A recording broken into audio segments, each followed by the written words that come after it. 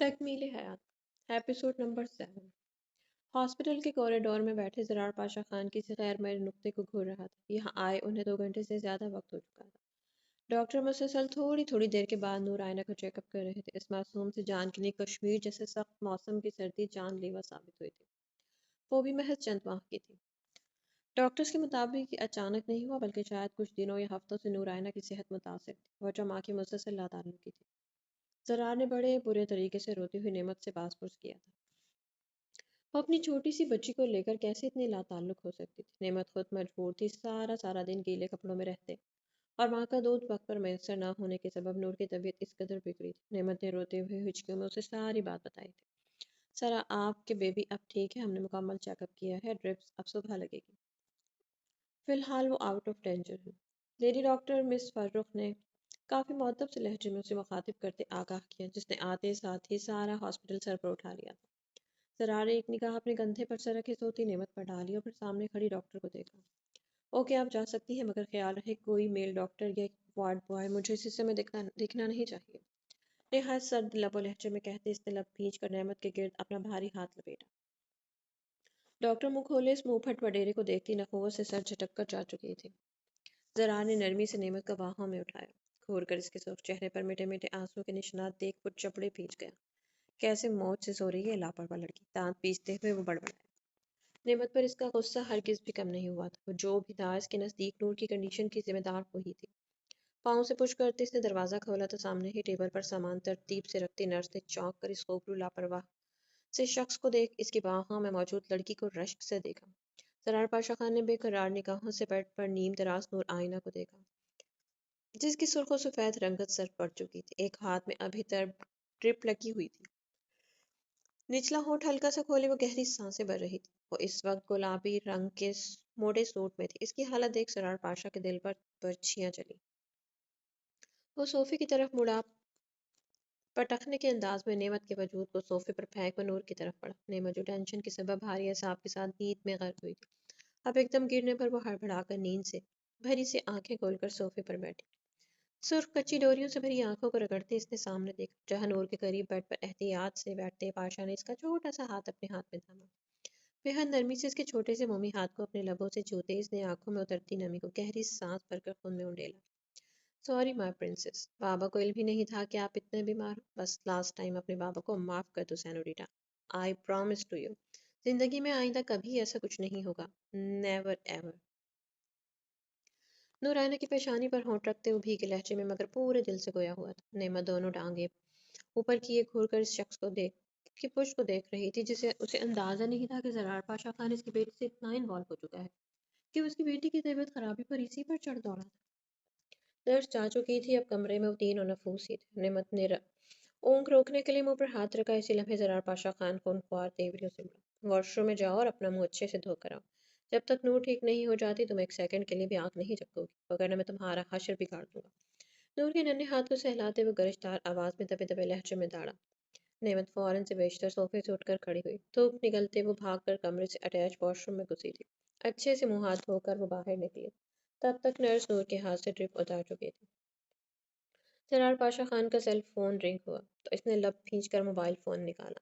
کال کسی آفیسر کی تھی، اسے مجبوراً کال اٹینڈ کرنے کے لیے باہر جانا پڑا۔ اب نعمت دھیمے قدموں سے چلتی اس کی چھوڑی جگہ پر آئی، بیڈ پر چڑھتے وہ لیٹنے کسی انداز میں اس کے قریب جھکی ایک کوہنی فولڈ کرتے تکیے پر رکھتے نعمت نے جھک کر ہونٹ نور کی بند آنکھوں پر رکھے تھے۔ کیسے تڑپی تھی اس کی معصوم بچی، ایک وہی تو رہ گئی تھی اس کے پاس، اس بھری دنیا میں صرف ساحر ہارون شاہ کے انش کے لیے ہی تو وہ جی رہی تھی، وگرنہ اس کے جانے کے بعد شاید وہ خود بھی اپنی سانسوں کی ڈوری توڑ چکی ہوتی۔ ایک بار پھر سے وہ خوبصورت چہرہ آنکھوں کے پردے پر لہرایا۔ وہ اس دنیا میں نہ ہو کر بھی اتنی مدت کے بعد بھی نعمت دلاور شاہ کے دل و دماغ پر حکمرانی کر رہا تھا، اور جو مرد اپنی بیویوں سے مخلص ہو کر رہے، بیویاں مرتے دم تک اپنے شوہر کی باوفا بن کر اس کا نام کا دم بھرتی ہیں۔ نعمت دلاور شاہ انہی عورتوں میں سے ایک تھی۔ نور کے سر کو سہلاتی وہ خود بھی گٹھلی کی صورت میں اکٹی ہوئی اس کے قریب لیٹ گئے، جس کے وجود پر کمفرٹر موجود تھا، البتہ کمرے میں سردی نہ ہونے کے برابر تھی، مگر پھر بھی نعمت کو بنا کسی چادر یا کپڑے کے لیٹنے سے جھنجھلاہٹ سی محسوس ہو رہی تھی۔ اپنی چادر اتار کر اس نے خود پر اوڑھی۔ زرار پاشا خان کے الفاظ کو وہ سرے سے دماغ سے نکال چکی تھی جب سے ساحر ہارون شاہ اسے تنہا چھوڑ کر گیا تھا۔ نعمت کی ذہنی حالت کچھ ڈاؤن ہو گئی تھی۔ وہ پریشانی یا ٹینشن میں بہت جلد بھاری اعصاب کے ساتھ سو جاتی تھی، یا یوں کہا جائے کہ اس کے اعصاب خود ہی تھکن سے چور ہو کر اس کے وجود کا ساتھ چھوڑ دیتے تھے۔ اب بھی وہ نور سے لپٹی آنکھیں موند گئی تھی۔ چند ہی منٹوں میں نعمت کی بھاری سانسیں کمرے میں گونجنے لگیں۔ زرار کچھ پریشان حال سے کمرے میں لوٹا تو اس کے قدم دروازے پر ہی ٹٹک کر تھمے تھے۔ نعمت کی پشت کو گھور کر وہ دانت پیستے مڑا، اپنے پیچھے دروازہ بڑی مشکل سے آرام سے بند کیا تھا۔ ایک قہر برساتی نگاہ اس لڑکی پر ڈالی جس کا آدھا وجود آیا ہو رہا تھا۔ کروٹ کے بل لیٹنے کے سبب اس کی سفید گردن کی پشت کافی واضح ہو رہی تھی۔ زرار نے پریشانی سے ماتھا مسلا، شال اپنے کندھے سے اتارتے وہ آگے بڑھا اور بڑے ضبط سے اپنی شال نعمت کے وجود پر اڑائی۔ جیسی نیند سے بھاری پڑتی سانسیں اسے واضح سنائی دے رہی تھی۔ ایک دل چاہا کہ اسے اٹھا دے، مگر پھر کچھ سوچ کر پیچھے ہوا۔ صوفے کی طرف بڑھتے وہ صوفے کی پشت سے ٹیک لگا کر بیٹھا۔ اب ان دونوں ماں بیٹی کو گھور رہا تھا۔ اب واپسی کا بلاوا آیا تھا، پرسوں تک اسے ہر حال میں ڈیوٹی پر حاضر ہونا ہی تھا، اور ایسی حالت میں نور کو چھوڑ کر جانا اس کے لیے ناممکن ہی تھا، مگر وہ ان دونوں کو ساتھ لے جانا بھی نہیں چاہتا تھا۔ ایک تو وہ خود سر علاقے میں ڈیوٹی پر مامور تھا، دوسرا وہاں وہ اکیلی ہوتی، اس کے جانے کے بعد نعمت اور نور کا خیال رکھنے کے لیے کوئی بھی نہیں ہوتا۔ وہ انہی سب سوالوں کی شش و پنج میں مبتلا بے چینی سے اٹھا، پشت پر ہاتھ باندھے وہ بستر تک گیا۔ ایک نگاہ اس معصوم گڑیا پر ڈالے اس نے نعمت کے ادکھلے ہونٹوں کو دیکھا، معصوم چہرے پر نیند کا غلبہ تھا، گھنی چمکدار پلکیں اس کی بڑی بڑی سیاہ آنکھوں پر سایہ فکن تھی، مخملی لب ہلکے سے واضح نیم باندھے، رنگت میں سرخیاں گلی ہوئی تھی۔ اس کے چہرے کی معصومیت نے زرار پاشا خان کو بری طرح سے بے چین کر دی۔ وہ پہلو بدل کر نظریں پھیر گیا، گویا دل کو باز رکھنے کی چھوٹی سی کوشش کی۔ نور پر کمفرٹر درست کرتے اس نے ہاتھ کے پشت سے ٹمپریچر چیک کیا۔ چوب ٹھیک تھا۔ گہری سانسیں بھرتے وہ شش و پنج میں مبتلا اضطرابی کیفیت میں کمرے میں چکر کاٹنے لگا۔ آپ نہیں آئیں گے شاہ؟ گاڑی سے نکلتے زمینہ شاہ نے ایک نگاہ اپنے شوہر آباد شاہ پر ڈالی جو انہیں حویلی واپس چھوڑنے آئے تھے۔ نہیں، آپ جائیں، مجھے اسال کے پاس ہونا چاہیے فی الحال۔ خشک لبوں پر زبان پھیرتے انہوں نے سنجیدگی سے چشمہ درست کرتے کہا۔ وہ دونوں میاں بیوی پچھلی سیٹ پر براجمان تھے۔ اسال آغا شاہ تھوڑی دیر پہلے ہی ہاسپٹل پہنچا تھا، اور اب تھکن کے سبب سمینہ شاہ نے واپس حویلی جانے کی ضد باندھی تو آباد شاہ انہیں چھوڑنے آئے تھے، مگر فی الوقت ان کا موڈ نہیں تھا حویلی جانے کا، کیونکہ جو قیامت ان کا بیٹا بدر عالم شاہ پر کھڑی کر چکا تھا۔ ایسے حالات میں انہیں اپنا ہاسپٹل رکنا ہی بہتر لگ رہا تھا۔ گاڑی واپس مڑ چکی تھی، شال درست کرتے سمینہ شاہ کافی برے موڈ میں اندر داخل ہوئی۔ فرخندہ انہیں دیکھتے ہی بھاگی بھاگی ان تک آئی۔ السلام علیکم چھوٹی بیگم۔ وعلیکم السلام، چائے بنا دو ایک کپ۔ فرخندہ تھکن سے آنکھیں میچ کر کھولتے وہ کہہ کر اپنے کمرے میں جانے لگی، جب ایک دم اچانک سے جانے کہاں سے خدیجہ بھاگ کر آتی ان کے سینے سے چپکی تھی۔ سمینہ شاہ کے ماتھے پر ڈھیروں بل پڑے۔ بے شک وہ ان کی ہونے والی بہو تھی، مگر وہ لڑکی انہیں سخت ناپسند تھی۔ ان کے مطابق خاندان بھر میں کوئی بھی لڑکی ان کے بدر عالم شاہ کے جوڑ کی نہیں تھی۔ خدیجہ رو کیوں رہی ہو؟ دور ہو کر بات کرو، نخوت سے کہتی وہ اسے دور کر گئی۔ ارے اس سے کیا پوچھتی ہو سمینہ شاہ، یہ معصوم کیا کہے گی؟ اس پر دو بار ظلم ڈھایا گیا ہے۔ ارے اس بد نصیب ماں سے پوچھو جس کی بیٹی کے نصیب کا سہاگ اس سے چھن گیا ہو۔ عافیہ شاہ نے کوحرام ہی تو برپا کر دیا تھا۔ آقا جان غالباً ڈیرے پر گئے ہوئے تھے، وگرنہ جس طرح سے روتی ہوئی عافیہ شاہ حویلی میں داخل ہوئی تھی، آقا جان کی زبان ہی کھینچ ڈالتے۔ اللہ نہ کرے آپا، کیسی باتیں کر رہی ہیں آپ؟ ان کی بے تکی بات پر سمینہ شاہ کی بھویں تنی تو خفگی بھرے انداز میں کہتی انہیں گھورنے لگی۔ اپنے اکلوتے بیٹے کے خلاف وہ کسی کا ایک حرف بھی برداشت نہیں کر سکتی تھی۔ اور کیا کہوں میں سمینہ، میری پھولوں جیسی بچی کے نصیبوں پر ڈاکہ ڈال دیا اس منحوس لڑکی نے، اس بانجھ نے میرے بدر عالم شاہ سے راتوں رات نکاح رچا لیا۔ سمینہ، تمہارے ہوتے ہوئے میری بچی کے ساتھ اتنا بڑا ستم ڈھہ گیا، بولو جواب دو، کیوں کیا تم نے ایسا؟ عافیہ شاہ تو جانے اور کیا کچھ کہہ رہی تھی، جبکہ سمینہ شاہ کا دماغ تو ان کے انہی الفاظوں میں اٹکا تھا۔ آنکھیں حد سے زیادہ پھیلی، دل کو الگ سا دھڑکا لگا، گرتی پڑتی اسی حالت میں بھاگتی ہوئی سیڑھیوں کے سمت پڑ گئی تھی۔ عافیہ شاہ کے لفظوں پر ان کے چہرے کی رنگت سرخ پڑ گئی تھی، اور جسم پر لرزہ سا طاری ہو گیا تھا۔ وہ ہانپتے ہوئے بدر کے کمرے تک پہنچی، پوری شدت سے دروازے پر دستک دیتی ہی وہ گھبراہٹ سے سینہ مچلنے لگی۔ عافیہ بیگم کی آہ و بکا اب تک جاری تھی۔ خدیجہ صوفے پر بیٹھ کر سو سو کر رہی تھی۔ بدر عالم شاہ جو شاور لے کر نکلا ہی تھا، اس نے ایک نگاہ پورے بیڈ پر پھیل کر سوئی روپ شاہ پر ڈالی۔ رات بھی اس کی اسٹڈی روم میں گزری تھی۔ گہری سانس بھرتے ہوئے دروازے کی سمت پڑا، ماتھے پر ڈھیروں بل سمٹے تھے۔ صبح ہی صبح اس طرح سے دروازہ کھٹکھٹانا اس سے سخت ناگوار گزرا تھا۔ کون ہے؟ چنچلاہٹ بھرے انداز میں کہتے ہوئے دروازہ کھولتے ہی سامنے کھڑی سمینہ شاہ کو دیکھ اس کے چہرے کے سخت تاثرات لمحوں میں گھبراہٹ میں بدلے۔ چہرے پر تاریک سا سایہ لہرایا تھا۔ وہ اتنی صبح آ جائیں گی اسے اندازہ نہیں تھا۔ باہر سے آتی شور کی آواز وہ پہچان چکا تھا۔ پیچھے ہٹے بدر دانت کھینچ کر سرخ نظروں سے اسے گھوم دیتی وہ اس کے نہ ہٹنے پر اسے ہاتھ سے دھکیلتے۔ اس کے کمرے میں داخل ہوئی۔ سفید پھولوں کی چادر سے ڈھکے فرش پر قدم رکھتے ہی ان کے پورے وجود میں چیونٹیاں سی رینگنے لگی تھی۔ جو جو ان کی جھکی نظریں اٹھتی گئی، ان کا سانس جیسے کسی نے نوچ کر مٹھی میں بند کر ڈالا ہو۔ بدر عالم شاہ کے بیڈ پر پورے استحقاق سے لیٹی نیند میں غرق روپ دلاور شاہ پر نظریں پڑتے ہی جیسے ان پر ساتوں آسمان ایک ساتھ گرے تھے۔ بے یقینی سے وہ لڑکھڑائی تو بدر نے بے ساختہ ہی ماں کو تھاما، جو ایک ہی لمحے میں خود کو کمپوز کرتی اسے خود سے دور چھٹک گئی۔ یہ یہ یہ یہ کہاں، یہ کیا کر رہی ہے بدر؟ نفرت کی انتہا پر پہنچتے ہوئے لرزتے ہوئے ہاتھ کی انگلی اٹھائے روپ کی طرف اشارہ کرتے وحشت سے پھٹی پھٹی آواز میں غر رہی تھی۔ میں بتاتا ہوں آپ کو اما سائی، آپ چلیں میرے ساتھ، بدر عالم شاہ نے نہایت نرم لہجے میں کہتے ان کے نزدیک ہونا چاہا، جو اسے دور دھکیلتے بیڈ کی طرف بڑھی۔ ان کا ارادہ بھانپتے بدر عالم بھاگ کر ان تک گیا، مگر تب تک وہ کمبل کھینچ کر روپ دلاور شاہ کے کومل وجود سے الگ کر چکے تھے۔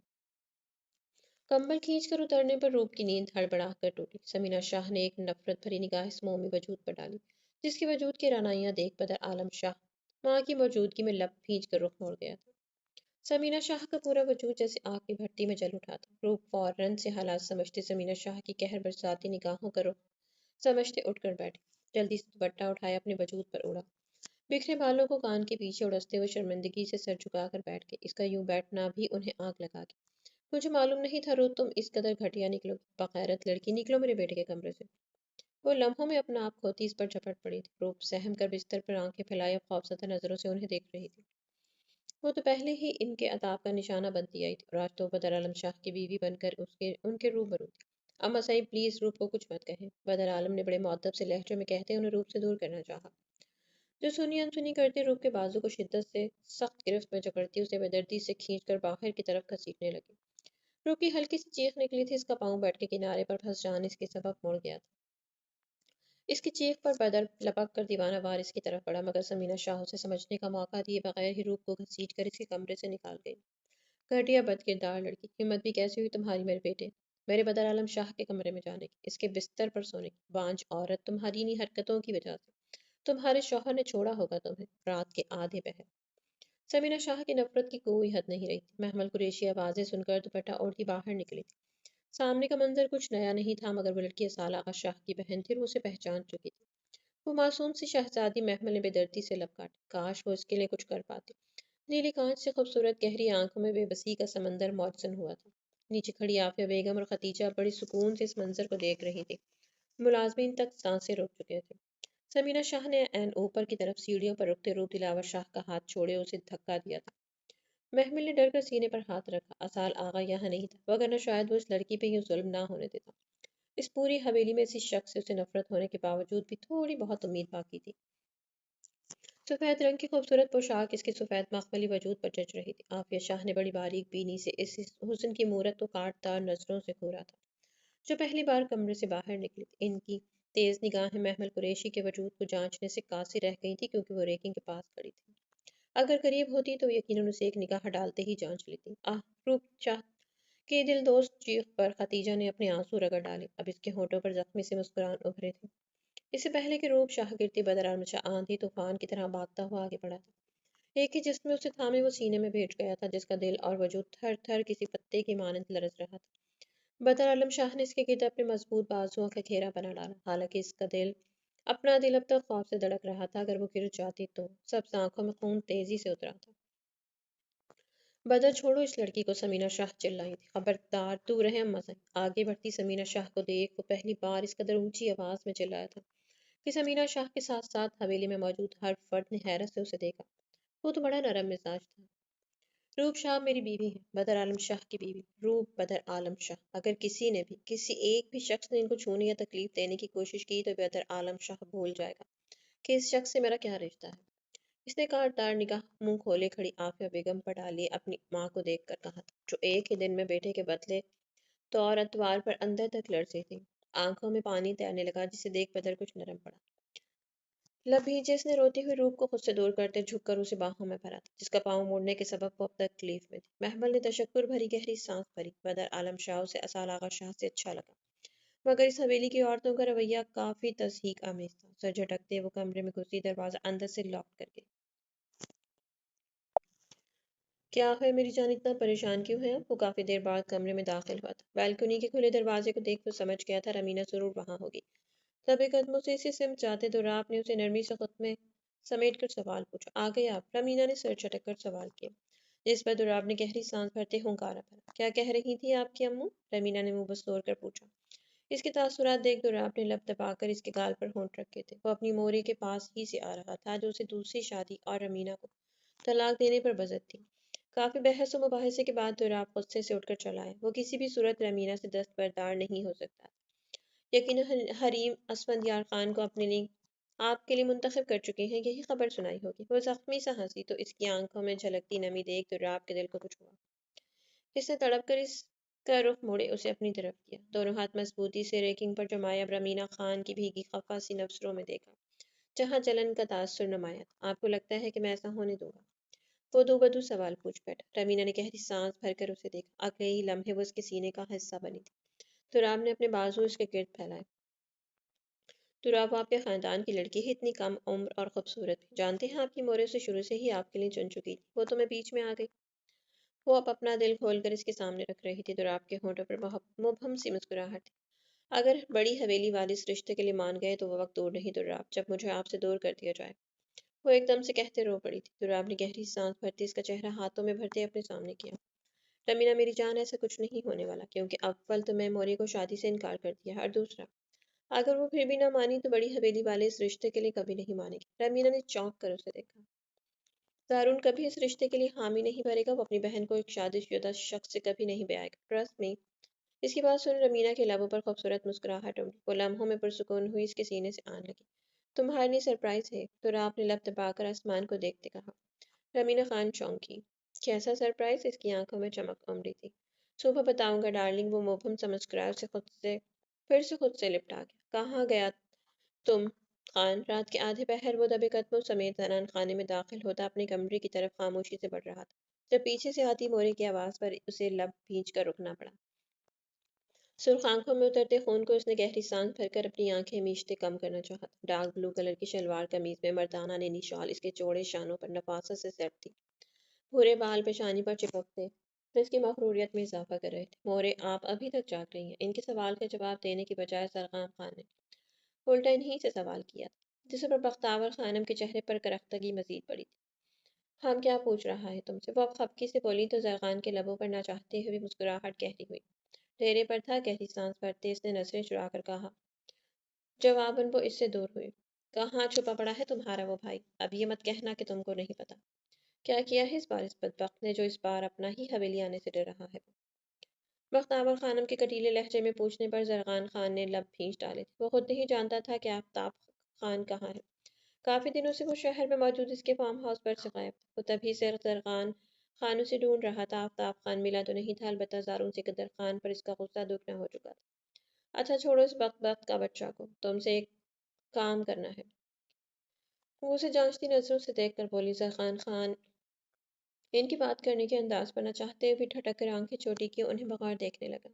جی بولے، میں سن رہا ہوں، مؤدب سے لہجے میں کہتے اس نے دونوں ہاتھ پوچھ پر باندھ دیے۔ ہم تمہارے لیے یاور خان کا رشتہ کرنا چاہتا ہے، اگر تم راضی ہو تو بات پکی کرے تمہارا۔ وہ جانتی تھی اس کی عادات و اتوار کو، اسی لیے اسے پوچھنا لازم سمجھا۔ ان کی بات پر زرغان خان کے ماتھے پر دو بل سمٹے، تراشیدہ ہونٹ بھینچ کر اس نے گہری سانس بھری، آنکھوں کے پردے پر ایک دل فریب سا چہرہ لہرایا۔ مورے، میں حریم اسفندیار خان سے شادی کرنا چاہتا ہوں۔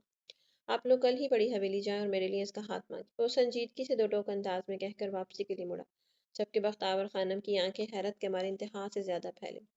خان، یہ کیا بات کہہ رہا ہے تم؟ بھلا سکندر خان اپنی بہن تمہیں کیوں دے؟ کمرے کی طرف بڑھتے اس کے بھاری قدم ان کا اعتراض اور وہ بھی زارون سکندر خان کی جانب سے سن کر یکلخت تھمے تھے۔ وہ ہوتا کون ہے اعتراض کرنے والا؟ پوری آنکھوں میں نفرتوں کا جہان امڈ آیا۔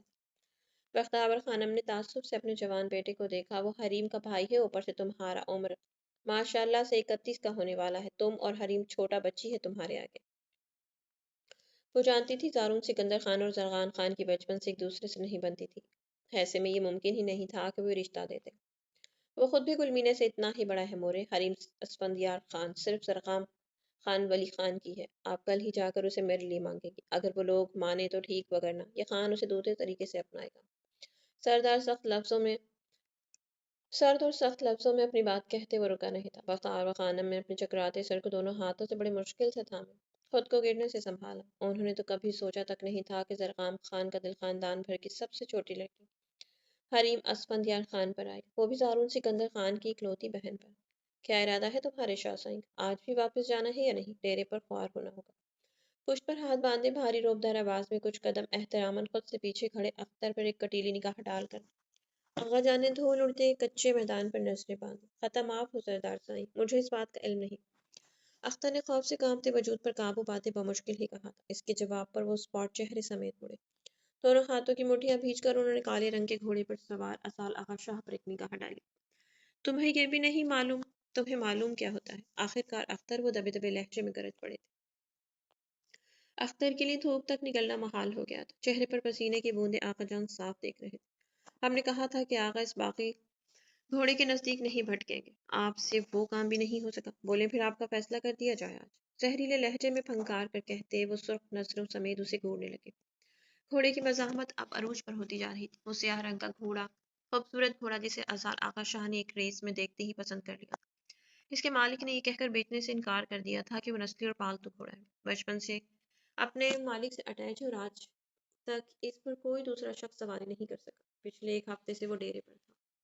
گھڑ سواری کا سارا میلہ اسی کے زیر نگرانی طے پایا گیا تھا۔ اس بار ان کے گاؤں کا گھڑ سوار دوسرے نمبر پر آیا تھا اور اسی لیے اگلی بار اسال آغا شاہ خود مقابلے میں حصہ لینا چاہ رہا تھا۔ فکر مت کرے سردار سائیں، شاہ سائیں اسے سنبھال لیں گے۔ اختر کی آنکھوں میں اس سیاہ آنکھوں والے پرکشش شخص کا تھا، لبوں پر نرم سی مسکان سمیٹے وہ ڈر کے باوجود بھی بولا تھا، کیونکہ اسے اپنے سردار پر پورا بھروسہ تھا۔ اسال آغا شاہ نے دونوں ہاتھ گھوڑے کی گردن پر لپیٹ کر سر اس کے نزدیک کرتے جیسے اس کے کان میں کچھ کہا تھا۔ گھوڑا تھوڑی دیر الٹے قدم لیتا بالآخر رک گیا۔ اسال آغا شاہ کے ہونٹوں پر دل فریب سے مسکراہٹ اٹھی۔ وہ اگلے ہی لمحے گھوڑے سے اترا، اب اس کے چہرے پر لگی خشک مٹی اپنے ہاتھوں سے جھاڑتے اس کی سیاہ آنکھوں میں دیکھا۔ آغا جان یک ٹک اپنے پوتے کو دیکھ رہے تھے جو سیاہ جینز کے اوپر سفید ٹی شرٹ پہنے ہوئے تھے۔ سیاہ بال لاپرواہی سے اس کے ماتھے پر چپکے ہوئے تھے۔ 6 فٹ سے نکلتا دراز قد خوبصورت بھویں جو اس کی خوبصورتی کو نکھار دیتی تھی۔ سحر انگیز شخصیت کو ایک نظر بھر کر اسے دیکھتے نظریں پھر گئی۔ آغا مسکرا کر اسے کچھ کہہ رہا تھا جب اچانک سامنے سے ایک ملازم آگے بڑھا۔ گھوڑے کی لگام آغا کے ہاتھ سے لیتے وہ وہاں سے گھوڑے کو لے جا چکا تھا۔ آغا گہری سانس بھر کر مڑا، سامنے ہی لکڑی کے بڑے سے تبیلے کے باہر اس کے آغا جان کھڑے تھے۔ وہ جانتا تو تھا ان کے آنے کی وجہ، مگر پھر بھی لب کھینچنے پر اکتفا کیا۔ دماغ ٹھکانے پر ہے نہ تمہارا؟ کیا بکواس کرے جا رہی ہو؟ کرسی سے کرنٹ کھا کر اٹھتی وہ غرا کر چھپٹ پڑی تھی۔ انم سعید کا اطمینان ہنوز قائم تھا۔ مجھے جو کہنا تھا وہ میں کہہ چکی ہوں، اب میں مزید تمہارے لیے کام نہیں کروں گی، کندھے اچکا کر کہتی وہ جیسے ہی کرسی سے اٹھنے لگی، مقابل بیٹھی لڑکی نے کسی خونخوار بھیڑیے کی طرح اسے جھپٹا۔ انم لال چہرے سمیت اپنے بازو پر دھنستے اس کے ہاتھ کو دیکھتی رہ گئی۔ کیا لگتا ہے تمہیں انم؟ تم یوں مجھے چیٹ کرو گی اور میں تمہیں چھوڑ دوں گی؟ سرد بپھرتا ہوا سا لہجہ تھا۔ انم سعید کے چہرے پر ایک سایہ سا لہرا۔ اس لڑکی کے پاگل پن سے بخوبی واقف تھے۔ حورب بہیو یور سیلف، تم ہٹ کر رہی ہو مجھے۔ انم کی پھٹتی ہوئی آواز پر حورب نے دانت بھینچتے اسے لہو لہان چہرے سمیت دیکھا اور کھینچ کر الٹے ہاتھ کا تھپڑ اس کے منہ پر جڑا تھا۔ انم کال پر ہاتھ رکھتی بے یقینی سے یک ٹک اسے گھورتی رہ گئی، جس کی آنکھوں میں جنون خیزی دیکھ کر وہ اندر تک لرزی تھی۔ میں ہر اس شخص کو ہرٹ کروں گی جو میرے زارون سکندر شاہ پر نگاہ رکھے گا۔ انم سعید، اگر آئندہ تمہاری آنکھوں میں محبت بھرے رنگ نمایاں ہوئے تو ایک سیکنڈ نہیں لگاؤں گی میں تمہاری آنکھیں نوچنے میں۔ دونوں شانوں سے جگڑتے وہ پاگلوں کی طرح انم پر دھاڑی تھی۔ انم لب بھیجے اسے دیکھتی رہ گئی تھی۔ تمہیں جس کام کے لیے رکھا ہے بس وہ کرو، صرف اور صرف زارون کو نکاح کے لیے راضی کرو۔ اگر اس کی طرف سے آئندہ غلط نگاہ ڈالی بھی تو یہ دنیا بھول جائے گی یہاں انم سعید نامی کوئی لڑکی بھی تھی۔ حورب کا سر سراتا ہوا لہجہ اور اس کی آنکھوں میں دہکتی آگ کی چنگاریاں دیکھ انم اندر تک لرزی تھی۔ اب جاؤ یہاں سے، جو بھی کرنا ہو میں خود کروں گی۔ بالوں کو مٹھیوں میں جکڑتے وہ آنکھیں میچ کر بولی تو انم نے اپنی رکی ہوئی سانس بمشکل سے بحال کی اور بھاگ کر کمرے سے نکلی۔ دروازہ کھولتے ہی اس کی نظر دروازے پر کھڑے آفتاب خان پر پڑی۔ وہ اسے فوراً سے پہچان گئی تھی، مگر اس وقت اسے یوں چوروں کی طرح چھپتا چھپاتا حورب کے کیبن کے سامنے دیکھ کر وہ شش پنج میں مبتلا ہوئی۔ آفتاب خان نے ایک چڑھتی نگاہ اس پر ڈالی، چادر سے اپنا چہرہ اچھی طرح سے کور کرتا وہ اب دروازہ کھول کر اندر داخل ہو نہ ہو یہ دونوں کچھ کرنے والے ہیں، مگر کیا؟ بیگ پر گرفت مضبوط کرتے انم خود سے بڑبڑائی۔ گہری سانس بھرتے اس نے ماتھے پر چمکتے پسینے کی بوندوں کو اچھی طرح سے صاف کیا اور باہر کی طرف نکلی۔ آغا آغا جان اسے سوچوں میں گھرا دے کر سنجیدگی سے اس سے مخاطب ہوئی، جس نے کچھ سوچ کر سوالیہ نظروں سے انہیں دیکھا۔ ہم جانتے ہیں محمل قریشی بہت خوبصورت ہے۔ ان کی بات کے آغاز پر ہی وہ جبڑے بھیج کر گاڑی سے باہر کی طرف دیکھنے لگا۔ وہ بنا بحث کیے ان کے ساتھ واپس لوٹ آیا۔ وہ کسی بھی صورت انہیں شک دلا کر محمل کے لیے مشکلات بڑھا نہیں سکتا تھا۔ ہم یہ بھی جانتے ہیں یہ مقابلہ بہت اہم تھا، اس لیے آپ چاہ کر بھی حویلی نہیں آ سکے۔ بدر عالم شاہ تو پچھلے ہفتے سے ہی واپس جا چکا ہے، وگرنہ ہم اسے ہی بھیج دیتے تمہارے پاس۔ جو ہونا تھا وہ ہو گیا۔ بہرحال تم اپنے اہم کام پر توجہ دو۔ یقیناً تمہارے کمرے میں موجود حسن اس قدر طاقت تو رکھتا ہے کہ وہ تمہاری بیوی کی یادیں تمہارے دل و دماغ سے نکال سکے۔ اسال کا چہرہ بھاپ چھوڑنے لگا۔ سب کا بن ٹوٹا تھا۔ آقا جان پلیز رخ کا ذکر نہ کریں۔ وہ بے بسی سے پہلو بدلتے ہوئے بولا، ایک دم سے جیسے سب اس کی آنکھوں کے سامنے لہرا گیا تھا۔ ہر یاد، ہر غم تازہ ہو گیا تھا جیسے۔ آج کے بعد تم جہاں بھی چلے جاؤ، رات کو تم واپس اپنے کمرے میں ہی آؤ گے۔ یہ ہمارا حکم ہے۔ گاڑی پوش میں رک چکی تھی۔ آقا جان نے بڑے سیدھے اور صاف لفظوں میں اسے اپنا مدعا پھر سے یاد دلایا۔ اسال آغا شاہ لب بھیجے درد سے پھٹتے سر سمیت گاڑی سے نکلا۔ غصے سے بھاری قدم اٹھاتے اسال آغا شاہ کے سرخ چہرے کو کئی نظروں نے بغور دیکھا تھا۔ یک بختہ ٹھنڈی ہوائیں اس کے وجود کو چھو کر گزر رہی تھی۔ وہ بے حس بنی ایک یک ٹک کسی غیر مرئے نقطے کو گھور رہی تھی۔ ماں کمرے کا دروازہ اس قدر شدت سے بند ہونے پر اس کا دل ایک پل کو لرزا تھا۔ گہری سانس بھرتے سے چہرے سے چپکتی سنہری لٹوں کو کان کے پیچھے الجھا۔ وہ اچھے سے جانتی تھی اسال آغا شاہ کی واپسی اسی کمرے میں ہونی تھی۔ آخرکار اپنا مقصد حاصل کرنے کو وہ بار بار اس کے نزدیک آئے گا ہی۔ دل میں موجود بدگمانی بڑھی تھی۔ گہری سانس بھر کر وہ سر جھٹکتے واپس اندر داخل ہوئی۔ وجود میں اب تک اس کا خوف موجود تھا، اس کی غربت کا خوف اسے اپنے سحر سے نکلنے ہی نہیں دے رہا تھا۔ وہ بھلا اور کیا سوچتی؟ بند ہوتی آنکھوں کو بمشکل سے کھولتے وہ جلدی سے اندر داخل ہوئی۔ چادر اور تکیہ اٹھا کر نیچے بچھاتی وہ اس قدر سرد موسم میں بھی نیچے سونے لگی۔ وہ اپنی اوقات اور حیثیت نہیں بھولی تھی، نہ ہی بھولنا چاہتی تھی، اسی لیے اسال آغا شاہ کی غیر موجودگی میں بھی وہ اس بستر پر نہیں سوتی تھی۔ ٹھنڈے پانی سے شاور لے کر وہ شرٹ پہنتا روم میں داخل ہوا۔ پہلی نگاہ بیڈ کے نزدیک نیچے سوئی محمل پر پڑی، مگر اس وقت اس کے دل و دماغ میں ایسی جنگ چھڑی ہوئی تھی کہ وہ بنا اس پر توجہ دیے اسٹڈی روم میں بند ہو گیا۔ محمل لاشعوری طور پر کچھ چونکی تھی۔ شاید اسے یقین تھا کہ اس کے نیچے سونے کا نوٹس لے گا۔ پھر وہ خود ہی اپنی خوش فہمی پر تلخی سے مسکرائی۔ اپنا مقصد تو حاصل کر ہی چکا ہے، بھلا اس کے لیے محمل قریشی کا وجود کس اہمیت کا؟ آنکھوں سے بہتے کئی آنسوؤں کو بے دردی سے رگڑتے وہ آنکھیں میچ کر سونے کی کوشش کرنے لگی۔ اچانک کچھ گرنے کی زوردار آواز پر محمل ہڑبڑا کر اٹھی تھی۔ ویسے بھی اس سال کی موجودگی میں وہ سکون سے سو نہیں پا رہی تھی۔ دل و دماغ میں اس کا خوف اس قدر گہرا بیٹھا تھا کہ وہ چاہنے کے باوجود بھی خود کو پرسکون نہیں کر پائی۔ دوپٹہ اٹھا کر اپنی شانوں پر اوڑھتے اس نے آنکھیں مسل کر آگے پیچھے دیکھا۔ وہ ابھی اسی شش و پنج میں مبتلا تھی جب اسال آغا شاہ کی مدھم آواز اس کے کانوں سے ٹکرائی۔ محمل لب کاٹتے خاموش بیٹھی اسٹڈی روم کے دروازے کو دیکھنے لگی۔ کچھ دیر یوں ہی گزری تھی اور پھر گہری سانس بھر کر اٹھی۔ جس طرح سے وہ ہڑبڑا رہا تھا اسے چاہ کر بھی نیند نہیں آنے والی تھی۔ لب کو چلتے اس نے ہینڈل پر ہاتھ رکھتے دروازہ کھولا۔ پورا کمرہ تاریکی میں ڈوبا ہوا تھا۔ آقا یار اسپیڈ کم کرو، اب ہمیں اتنی بھی جلدی نہیں ہے حویلی پہنچنے کی۔ ساحر ہارون شاہ کی گمبھیر آواز اس کے کانوں میں گونجی تھی۔ چہرہ پسینے سے شرابور تھا، ہونٹ ہلکے ہلکے سے لرز رہے تھے۔ اسال پلیز اسپیڈ کم کریں نا، مجھے ڈر لگ رہا ہے۔ ساتھ بیٹھی معروف افندی نے اس کا شانہ جکڑتے کچھ خوف سے کہا تھا۔ گپ اندھیرے میں سڑک پر صرف گاڑی کی لائٹ سے روشنی پھیل رہی تھی۔ موسم قدرے خراب تھا۔ اسال آغا شاہ نے ایک نگاہ اپنے ساتھ والی سیٹ پر بیٹھی اپنی بیوی پر ڈال کر پچھلی سیٹ پر بیٹھے ساحر اور نعمت شاہ کو دیکھا۔ تم سب تو ایسے کہہ رہے ہو جیسے مجھے بڑا شوق ہے ایسے تیز چلانے کا، جانتے ہو نا ٹائم کافی ہو گیا، اوپر سے آقا جان 100 سوال کریں گے کہ کہاں رہ گئے تھے وہ چاروں، ایک تقریب میں شامل ہونے گئے تھے۔ واپسی پر معروف اور نعمت کی ضد پر وہ دونوں انہیں کچھ شاپنگ کروانے لے گئے تھے اور پھر واپسی پر کھانا کھاتے ہی وہ کافی لیٹ ہو گئے تھے۔ پھر بھی اسپیڈ کم کر دے یار، میری بیوی اور بچے کو کچھ ہونا نہیں چاہیے۔ نعمت کے گرد باہیں پھیلائے اسے خود سے لگاتے ساحر نے شریر لہجے میں کہا۔ نعمت چھیپ سی گئی تھی۔ اسال آغا شاہ اور معروف نے مسکرا کر پیچھے گردن موڑے ان دونوں کو دیکھا تھا اور اگلے ہی لمحے گاڑی کے ٹائر کے نیچے کوئی پتھر آیا۔ گاڑی کا بیلنس بری طرح سے بگڑا۔ اسال نے گھبرا کر اسٹیئرنگ پر گرفت مضبوط کر دی، مگر گاڑی اب اس سے سنبھالنا مشکل ہو گیا تھا اور پھر اچانک گاڑی سامنے سے آتے ایک بڑے سے ٹرک سے بری طرح سے ٹکرائی تھی۔ معروف محمل اس کی ہڑبڑاہٹ پر تشویش سے آگے بڑھی تھی۔ اس کے لبوں سے نکلا معروف افندی کا نام اسے واپس موڑنے نہیں دے رہا تھا۔ سامنے ہی صوفے پر سر گرائے وہ پسینے سے شرابور سرخ چہرے سمیت پڑا تھا۔ ہلکی سی روشنی اس کے چہرے پر پڑ رہی تھی۔ محمل نیند میں اس کی حالت دیکھ کر گھبرائی تھی۔ سائیں لبوں کو تر کرتے محمل نے مدھم سی آواز میں اسے پکارا۔ پاس پڑے میز کے قریب ہی ٹوٹے جگ کی کرچیاں بکھری ہوئی تھیں۔ وہ اب بھی ہاتھ پاؤں مار رہا تھا جیسے کچھ ڈھونڈ رہا ہو۔ سائیں محمل گھبرا کر اس تک پہنچی جس کی سانسیں اکھڑنے لگی تھی۔ ایک دم سے محمل کی آنکھوں میں خوف اور پریشانی سمٹ آئی۔ محروق محمل نے تھوک نکل کر اپنا ہاتھ کپ کپاتے ہوئے اس کی پیشانی پر رکھا جو غار کی حدت سے تپ رہی تھی۔ شاید وہ کسی برے خواب کے زیر اثر تھا، مگر معروف کیا ہوا تھا اسے محمل کی سوچ کی تنابیں معروف پر جا ٹہری تھی۔ ٹیبل کے قریب سے گزرتے اس نے لبوں پر زبان پھیرتے نرمی سے اس کا شانہ تھپکا تاکہ وہ اسے ہوش میں لا سکے۔ سائیں اٹھے، نیلی کانچ سے خوبصورت آنکھیں سرخ ڈوروں سے لبریز تھیں۔ شانے سے ڈھلکتا آنچل اب ایک طرف کو لڑکھڑا چکا تھا۔ خوبصورت چہرے پر فکر اور گھبراہٹ کے ملے جلے تاثرات اس کے حسن کو مزید حیران کن بنا رہے تھے۔ سنہری زلفیں گالوں پر اٹکھلیاں کھا رہی تھی، باریک انابی ہونٹوں کو دانتوں تلے کچلتے وہ عجیب بے بسی کے عالم میں گھری تھی۔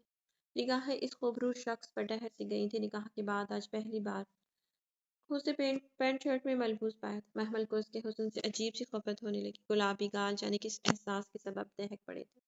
دل کی دھڑکنیں بڑی بے چینی سے بے ہنگم ہوئی تھی۔ اسال آغا شاہ کے وجود سے اٹھتی ہوئی مدہوش کن خوشبو محمل قریشی کو اب تک اپنے وجود سے پھوٹتی محسوس ہوتی آ رہی تھی۔ دماغ واپس چلے جانے پر اکسا رہا تھا، جبکہ دل تو اس ستمگری کی تیمارداری پر اکسا رہا تھا۔ نہیں، مجھے جانا چاہیے۔ دماغ میں آتی مختلف سوچوں کو جھٹکتے وہ واپسی کو مڑی، جب اچانک اسال آغا شاہ نے اس کا ہاتھ اپنے ہاتھ میں جکڑا تھا۔ محمل کا دل مانو منہ کو آیا تھا۔ نیلی آنکھیں خوف سے مزید گہری ہوئی، وہ ایک دم سے مڑی جب اگلے ہی لمحے اسال آغا شاہ نے اسے جھٹکے سے اپنے سمت کھینچا۔ محمل کی دبی دبی سی چیخ فضا میں گونجی۔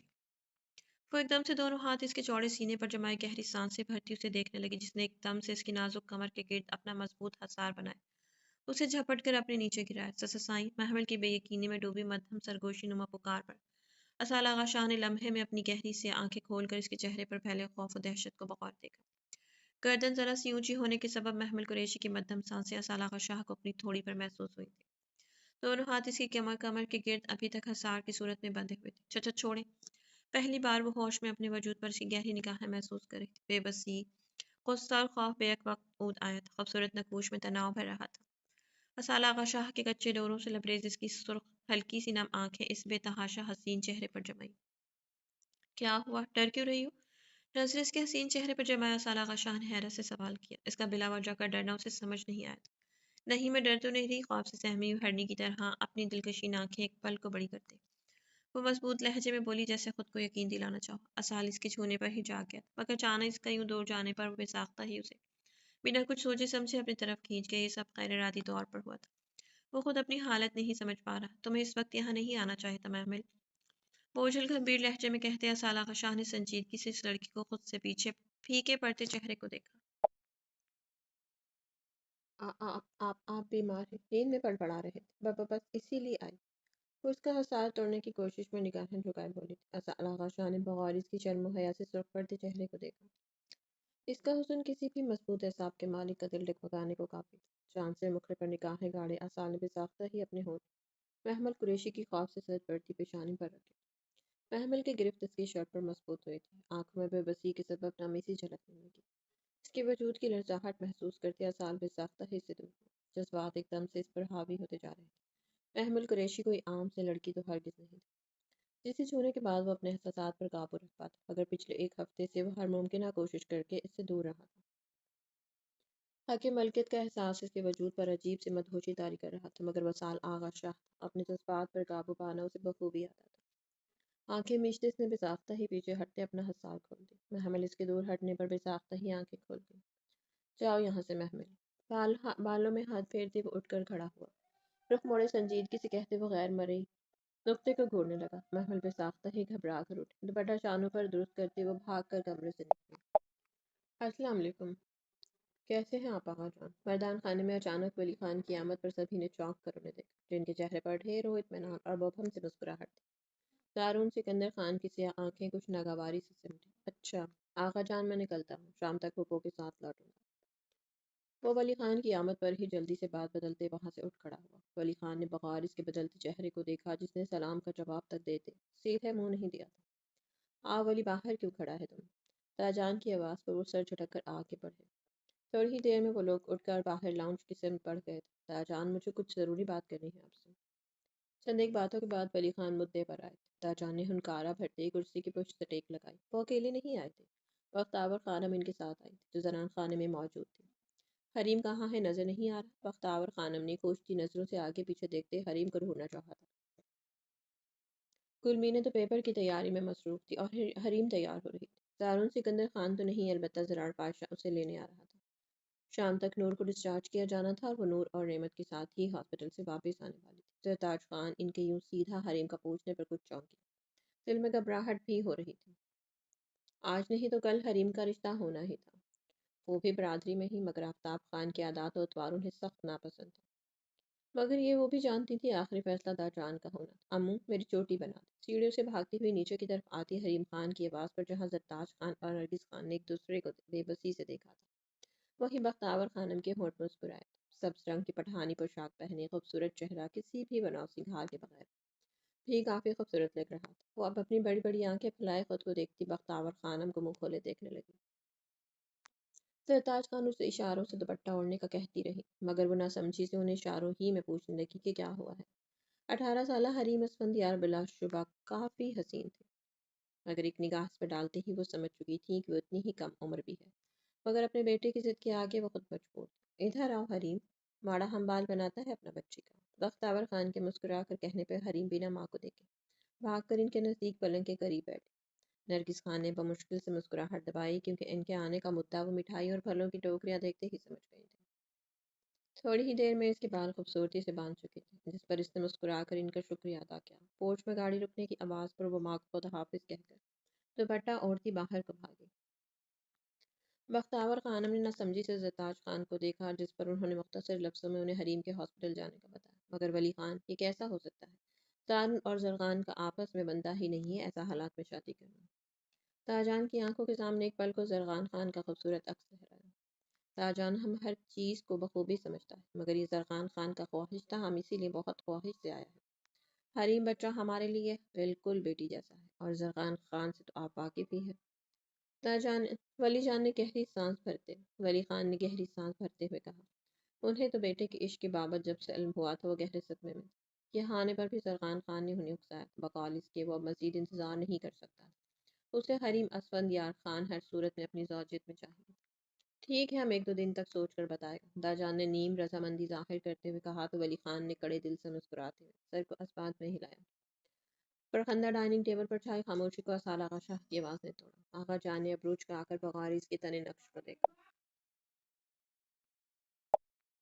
سمینہ شاہ تو نخوہ سے لب بھیجتے ناشتہ کر رہی تھی، عباس شاہ کسی کام کے سلسلے میں نکلے ہوئے تھے، جبکہ نفیسہ شاہ کو طبیعت خرابی کے باعث ان کے کمرے میں ناشتہ کروایا جاتا تھا۔ جی سرکار سائیں فرخندہ لمحوں میں حاضر ہوئے۔ روک کیوں نہیں آئی ناشتے کے لیے؟ جائیں انہیں بلا کر لائیں، اور اپنی بڑی بیگم کو بھی۔ فرخندہ بھی بیگم کہنے پر یکدم سے چونکی، حیرت سے گھور کر انہیں دیکھا، اور پھر اگلے ہی لمحے جی اچھا کہتی وہاں سے جا چکی تھی۔ اسال تھوڑی دیر نیچے ہاتھ جمائے تھوڑی کے نیچے ہاتھ جمائے اب ان دونوں کے آنے کا منتظر بیٹھا تھا۔ اپنے چہرے پر آغا جان کی سخت نظریں وہ محسوس کر کے بھی اگنور کر یہ کیا حرکت تھی؟ آغا جان کی دبی دبی راہٹ اپنے عروج پر تھی، سب آنکھیں غصے سے لال ہو رہی تھی، دونوں ہاتھوں کی مٹھیاں بھیجتے وہ اپنے آپ پر ضبط کرنے کی کوشش کر رہے۔ سمینہ شاہ کو تو وہ دونوں ہی سخت ناپسند تھی، مگر وہ جی کڑا کیے بیٹھی رہی۔ آغا جان کبھی کبھار اپنا مقصد پانے کے لیے سب کچھ کرنا ہی پڑتا ہے، وہ لڑکی اتنی سیدھی نہیں ہے، اسے زیر کرنے کے لیے ہم سب کو اسے عزت اور مقام دینا پڑے، تاکہ جلد از جلد ہم اپنے مقصد میں کامیاب ہو سکیں۔ سیاہ خوبصورت آنکھیں پھیلائے وہ رازداری سے بولے۔ اس کے زہریلے لہجے میں کہے الفاظ پر آغا جان کافی دیر تک مشکوک نگاہوں سے اسے دیکھتے رہے، مگر اسال آغا شاہ کے چہرے پر وہ کسی بھی قسم کی ملاوٹ یا کھوٹ ڈھونڈ نہ سکے۔ دوسرا اس کی سوچ کو اپنے مطابق ڈھلتا دیکھ وہ پرسکون ہوئے تھے۔ روپ شاہ تھوڑی ہی دیر میں دوپٹہ سلیقے سے جمائے سب کو سلام کرتے بھائی کے نزدیک آئے، جس نے بغارز کے چہرے کو دیکھا اور اٹھ کر روپ کے سر پر بوسہ دی، اپنے ساتھ والی کرسی گھسیٹ کر بہن کو بیٹھنے میں مدد کی۔ روپ خاموشی سے سر جھکائے بیٹھ گئی۔ آپ اس کمرے میں کیوں رہ رہی ہیں؟ آپ کا کمرہ بدر عالم کا کمرہ ہے، آئندہ سے آپ مجھے اس کمرے میں نظر نہ آئیں۔ سمینہ شاہ نے اسال کے الفاظ کو بڑی مشکل سے نکلا تھا، چہرہ غصے کی انتہا سے سرخ پڑنے لگا تھا، وہ غصے سے لب بھیجتے بظاہر پلیٹ کو گھور رہی تھی۔ روپ شاہ نے بے بسی سے لب کچلے۔ بدر عالم شاہ کے کمرے میں وہ کس حیثیت سے جاتی جب اسے خود ہی دور بھیج دیا گیا تھا؟ آغا جان خاموشی سے ناشتہ کر رہے، جبکہ روپ تو سر جھکائے کھاکم اور پلیٹ کو زیادہ گھور رہی تھی۔ سرکار سائیں، بڑی بیگم صاحبہ کا کہنا ہے انہیں سر میں درد ہے، وہ بعد میں کھا لیں گی۔ فرخندہ محمل کا انکار لیے اس کے سامنے حاضر تھی۔ آغا جان نے کچھ چونک کر پوتے کو دیکھا، تو کیا وہ اسے اتنی عزت دے رہا تھا کہ وہ لڑکی اسال آغا شاہ کو انکار کر رہی تھی؟ ان کے غصے کا گراف پڑا۔ آپ ایسا کریں، ان کے لیے ناشتہ تازہ ناشتہ بنا کر ٹرے لے کر جائیں کمرے میں ہی۔ اس کے اگلے حکم پر آغا جان پیچو تاپ کھا کر رہ گئے۔ اب آپ ایک باندھی کو اتنی عزت دیں گے آغا؟ وہ کرخت لہجے میں بولے۔ آغا کی آنکھوں میں ایک پل کو سنجیدگی سمٹے تھے۔ بڑی مشکل سے اس نے خود کو کچھ بھی سخت کہنے سے باز رکھا ہوا تھا۔ آغا جان، ہمارا غلط رویہ ہمارے گلے کا توڑ بن سکتا ہے۔ فی الحال کے لیے ہمیں صبر سے کام لینا ہوگا۔ ایک بار اس لڑکی کا اعتماد مل جائے پھر ہم اپنا مقصد بآسانی حاصل کر لیں گے۔ وہ تحمل بھرے انداز میں بولا۔ روپ تو بس اپنے لالا کے اس روپ پر بے یقین سے لب کھینچے بیٹھی رہے کہ جبکہ آغا جان نے ہنکارا بھرا۔ اصل آغا شاہ بڑے الٹے طریقے سے ان سے محمل قریشی کا حق منوا رہا تھا، کیونکہ فی الحال وہ محمل کو مزید ٹارچر کرنے کی اجازت کسی کو بھی نہیں دے سکتا تھا۔ جیسا بھی کرنا ہے کرو، دوست، عزت، مقام، مرتبہ سب تو، مگر جلد ہی جلد۔ بس ہمیں خوشخبری بھی چاہیے۔ کھانے سے ہاتھ کھینچتے وہ سرد لہجے میں بولتے آغا کو جبڑے بھیجنے پر مجبور کر گئے۔ السلام علیکم داجان۔ دروازے پر دستک دیے وہ گلا کھنکارتے ہوئے اندر داخل ہوا۔ سامنے ہی اپنے بستر پر لیٹے داجان کچھ چونک کر گردن موڑے اسے دیکھنے لگے، جو چہرے سے کافی پریشان دکھ رہا تھا۔ کیا بات ہے زارون؟ پریشان کیوں ہے اس قدر؟ آنکھوں میں گھبراہٹ اور سنجیدگی سمیٹے وہ سیدھے ہونے لگے۔ زارون نے آگے بڑھ کر انہیں بیٹھنے میں مدد کی، جو اب بغور اسے دیکھ رہے تھے۔ داجان میں پھپھو کے گھر گیا تھا، وہ وہاں نہیں ہے۔ زارون کے قریب بیٹھتا سنجیدگی سے بولا تو داجان کے چہرے پر ایک ساتھ کئی رنگ سمٹے۔ کیا مطلب ہے سکندر؟ وہ بھلا کہاں جائیں گے؟ زارون نے لب کچلتے انہیں دیکھا۔ معلوم نہیں داجان، آس پاس کے لوگوں سے پوچھا ہے، سب کا کہنا ہے کہ کچھ دن پہلے سے ان کے گھر پر تالا لگا ہوا ہے۔ حریم کے لیے رشتہ آیا ہے زارون؟ داجان کی بات پر زارون کے چہرے پر سایہ سا لہرا، آنکھیں لمحوں میں سرخ پڑی۔ دراب خان کا؟ دراب خان کے نام پر زارون سکندر خان نے حیرت سے کنگ ہوتے بے یقینی سے آنکھیں پھیلائے انہیں دیکھا۔ داجان، وہ شادی شدہ ہے پہلے سے ہی۔ غصہ ضبط کرنے کے چکر میں اس کا چہرہ لمحوں میں بتحاشا سرخ پڑ گیا تھا۔ ہاتھوں کی مٹھیاں بھیجے وہ اپنے آپ پر قابو پانے کی ناکام سی کوشش میں ہلکان ہو رہا تھا۔ ہاں، مگر وہ لوگ بضد ہیں کہ دراب کے لیے حریم کو چاہتے ہیں۔ وہ اپنی پہلی بیوی کو طلاق دے دے گا اگر میں نے انہیں انکار کر دیا۔ داجان نے جانچتی نظروں سے اسے دیکھا، جو غصہ کنٹرول کیے بیٹھا تھا، کیونکہ میں زرخان خان کو حریم کے لیے چن چکا ہوں۔ داجان نے اطمینان بھرے انداز میں کہتے بیٹھ سے ٹیک لگائی۔ داجان، زرخان خان کہاں سے آ گیا ان سب کے بیچ؟ مٹھیاں سب سے بھیجے وہ جلتی آنکھوں سے بولا۔ وہ اس لیے آیا زارون سکندر خان کیونکہ وہ حریم کو پسند کرتا ہے، اور اس کے ماں اور باپ بڑے چاؤ سے آج رشتہ لے کر آئے تھے اپنے بیٹے کا۔ زرخان خان اس کی بہن کو پسند کرتا تھا۔ یہ جملہ سنتے ہی اس کے ضبط کی تنابیں ٹوٹی تھی۔ وہ ایک دم سے اٹھا، اس شخص کا ذکر ہی اسے ناگوار گزر رہا تھا، خود جا کے اسے اپنی بہن دیتا۔ مجھے رشتہ کسی بھی طور قبول نہیں ہے داجان۔ زارون سکندر خان نے بنا توقف کے اپنا فیصلہ سنایا، جس پر داجان مبہم سمجھ کر آیا۔ آپ سے پوچھا کس نے ہے سکندر خان؟ ابھی ہم زندہ ہیں اور فیصلہ کرنے کا پورا حق رکھتے ہیں، اور ہم زرخان خان کے حق میں فیصلہ کر چکے ہیں۔ داجان نے ٹھہرے ہوئے لہجے میں دو ٹوک انداز میں کہا تو زارون سکندر خان بے یقینی سے انہیں دیکھتا لمبے لمبے ڈگ بھرتے کمرے سے نکلا۔ غصے سے اس کا برا حال تھا، اگر وہاں رکتا تو یقیناً کچھ برا کر دیتا۔ سرخ چہرے سمیت لمبے لمبے ڈگ بھرتے وہ اپنے کمرے کی سمت بڑھا۔ سامنے ساتھی گلمین خان، جو ایک ہاتھ میں کتاب تھامے نیچے ہی آ رہی تھی، غصے میں اپنی طرف آتا دیکھ گل نے ڈر کے کتاب پوچھ پر چھپائی۔ زارون سکندر خان نے سرد نگاہوں سے اس منموہنے وجود کو دیکھا، اس کا ہاتھ تھامے وہ بنا ایک لمحے کی دیری کیے اسے کھینچتے ہوئے اپنے ساتھ لگائے کمرے میں داخل ہوا۔ دروازہ زور سے بند کرتے اس نے گلمین خان کے پیٹ پر ہاتھ رکھتے اسی تیزی سے اسے دروازے سے پن کیا، جس پر گلمین خان کے لبوں سے سسکاری سے نکلی۔ کندھوں پر اڑا دوپٹہ ڈھلک کر زمین بوس ہوا تھا، کھلے سنہری بال اس افتاد پر الجھتے اس کے چہرے پر آن گرے۔ یہ کس حلیے میں تم نیچے جا رہی تھی مینے؟ اپنے پاؤں میں گری کتاب کو جھک کر اٹھاتے زارون نے بیڈ کی طرف اچھالتے اب دونوں ہاتھ اس کی دائیں جانب جمائے، جس کی سنہری آنکھیں خوف سے پھیلی تھی، لرزتا وجود، پھیکی پڑتی رنگت سمیت وہ اپنے تمام تر حسن کے ساتھ اس کے سامنے کھڑی تھی۔ گل نے لب کچلتے بے بسی سے نم آنکھوں سمیت اسے دیکھا، سانس پوری طرح سے سینے میں الجھنے لگا تھا۔ کیا ہوا؟ وہ آنکھیں رگڑتی بمشکل سے گھٹی گھٹی آواز میں پوچھنے لگی، بنا کسی غلطی کے زارون سکندر خان کا یہ قہر اس معصوم کی جان ہلکان کر رہا تھا۔ زارون نے جبڑے بھینچے اسے سرد نظروں سے گھورا، اگلے ہی لمحے اس کی گردن کی پشت سے دبوچتے اسے جھٹکے سے کھینچا، جو کسی نازک سی چڑیا کی طرح گرتی پڑتی اس کے سینے کا حصہ بنی۔ اپنے آپ پر زارون سکندر خان کی گہری استحقاق بھری نظریں محسوس کرتے اس کا پورا وجود شرم و حیا سے دہک کر گلنار ہونے لگا۔ زارون سکندر خان جس قدر بے باکی سے اسے دیکھ رہا تھا، گل سے نظریں اٹھانا محال ہونے لگا۔ تمہارے اس وجود کو دیکھنے اور سراہنے کا حق زارون سکندر خان اپنے سوا کسی کو نہیں دے سکتا گلمین خان، بھولو مت اب تم میری ملکیت میں ہو، مکمل طور پہ اس خان کی ہو تم۔ آئندہ یوں بال کھول کر بنا دوپٹہ اوڑھے ایک قدم بھی کمرے سے باہر نکالا تو تمہارا حشر بگاڑنے میں مجھے ذرا بھی افسوس نہیں ہوگا۔ سرسراتے ہوئے سے لہجے میں اپنے ہونٹ اس کے کان کے قریب لے جاتے وہ دبے دبے لہجے میں غرایا تھا۔ کلمین خان کے نازک وجود کی کپکپاہٹ محسوس کرتے زارون سکندر خان نے گہری سانس بھرتے اس کے آنسوں سے تر چہرے کو دیکھا۔ اس کا رونا اسے ہرگز پسند نہیں آیا تھا۔ اگلے ہی لمحے وہ اسے قریب کرتے سینے میں بھیجتے اس کی سانسیں روک گیا تھا۔ مجھے تو نور کو۔ کافی دیر سے وہ صوفے پہ بیٹھا نعمت کو گھور رہا تھا جو نور کو گود میں اٹھائے اس پر لاڈ اٹھانے میں مصروف تھی۔ حریم ایک نظر بیٹھی مسلسل مسکرا رہی تھی۔ حریم بیٹا جاؤ ڈاکٹر کا کیبن ساتھ ہی ہے، اسے ڈسچارج کا پوچھ کرا۔ زرار پاشا نے سنجیدگی سے حریم کو دیکھتے ہوئے کہا، جبکہ نعمت جو اس کی موجودگی میں شیر ہوئی بیٹھی تھی۔ اب حریم کے اٹھ جانے پر وہ فوراً سے اٹھے، بھاگنے کے انداز میں صوفے پہ بیٹھے زرار کی گود میں نور کو ڈالا، جو سرد نگاہوں سے اسے ہی دیکھ رہا تھا۔ اب نظریں جھکائے اس نے گود میں موجود نور کو پیار بھری نگاہوں سے دیکھا۔ آنکھوں میں ڈھیر سارا سکون اترا تھا ان روشن سیاہ آنکھوں کو دیکھ۔ زرار نے بھی ساختہ ہی جھکتے نور آئینہ کی خوبصورت آنکھوں پر بوسہ دیا، جو اس کے لمس پر اب کھلکھلاہٹیں بھرتی اس کی بیعت کو دونوں ہاتھوں سے نوچ رہی تھی۔ ماڑا شیر بیٹا، خوبصورت مسکان لبوں پر سجائے وہ خوشگوار لہجے میں بولا تو کمرے میں نور کی کھلکھلاہٹ اور آوازیں گونجنے لگی، جیسے وہ اس کی بات کو بخوبی سمجھ رہی ہو۔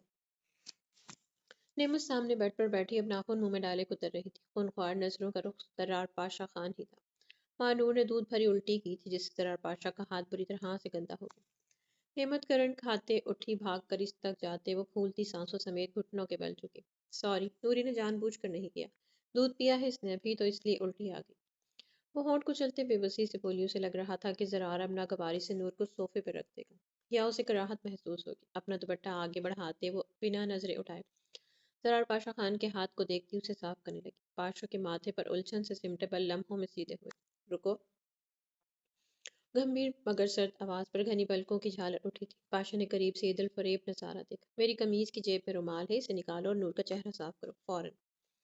وہ سنجیدگی سے دو ٹوک انداز میں بولا تو نعمت کچھ سیکنڈ اسے حیرت سے دیکھتی رہی اور پھر اچانک اس کی وارننگ بھری نظروں کو خود پر دوبارہ سے پاتی وہ ہڑبڑا کر آگے بڑھی، جھجکتے ہوئے اپنا لرزتا ہاتھ اس قمیض کی پاکٹ میں ڈالا تھا۔ زرار پاشا خان اس کے چہرے پر بکھرتے گلال کو بغور دیکھ رہا تھا، بڑی گہری اور اشتیاق بھری نگاہوں سے۔